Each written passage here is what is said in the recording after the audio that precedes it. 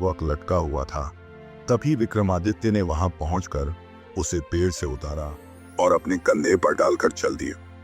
आकाश में से थोड़े थोड़े बादल छंटने लगे थे और बादलों से तारे तारे दिखने लगे थे। बेताल ने गहरी सांस लेकर राजा से कहा, तुम हार नहीं मानते हो, है ना?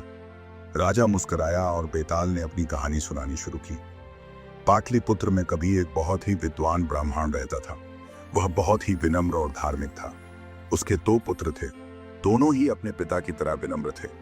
उनमें जन्मजात अद्भुत गुण थे। बड़े पुत्र में लोगों का चरित्र पहचानने की शक्ति थी। ऐसा करके वह लोगों को दूसरों के इरादे पहले से ही बताकर सावधान कर देता था। छोटा पुत्र किसी भी वस्तु को सूंघकर ही पहचान लिया करता था। धीरे धीरे ब्राह्मण के दोनों पुत्रों की ख्याति चारों तरफ फैल गई और राजा के कानों तक भी पहुंची। राजा ने उन्हें बुलाकर अपने यहाँ विशेष सलाहकार के रूप में रख लिया। दोनों भाई राजा को निर्णय लेने में मदद करने लगे। राजा जब राजनयिक वार्ताओं के लिए दूसरे राज्यों में जाते थे तो दोनों ब्राह्मण पुत्र भी साथ जाया करते थे। एक दिन राजा इसी प्रकार की यात्रा पर दूसरे राज्य गए हुए थे।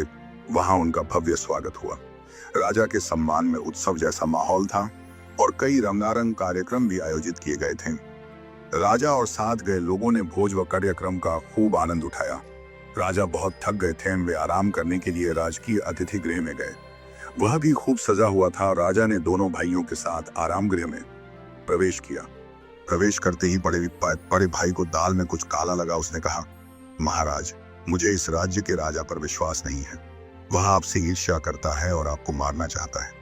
उसकी बात सुनकर आश्चर्यचकित होते हुए राजा ने कहा, ईर्ष्या कहा, क्या बकवास कर रहे हो? उसने हमारी सुख सुविधा का इतना ख्याल रखा है और तुम्हें लगता है कि वह हमें नुकसान पहुंचाने की योजना बना रहा है। मुझे लगता है बहुत ज्यादा खाना खाने से तुम्हारा दिमाग काम नहीं कर रहा है। यह कहकर राजा बिस्तर पर बैठकर तकिया उठाने के लिए थोड़ा झुके। तभी बड़े भाई ने उनकी कलाई पकड़ ली। मुझे क्षमा करें महाराज, पर मुझे कुछ गड़बड़ लग रही है। उस तकिए पर लेटने से पहले आप उसकी जांच जरूर करवा लें। राजा परेशान तथा चिड़चिड़े हो गए।